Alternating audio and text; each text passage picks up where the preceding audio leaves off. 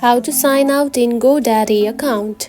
If you have been using the Godaddy and wondering on how to sign out from your account on it, don't worry, in this video I will show you how to do it. So let's get started.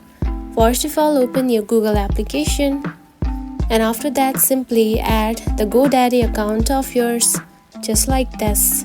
And after opening it, here you can find your profile icon at the top right corner.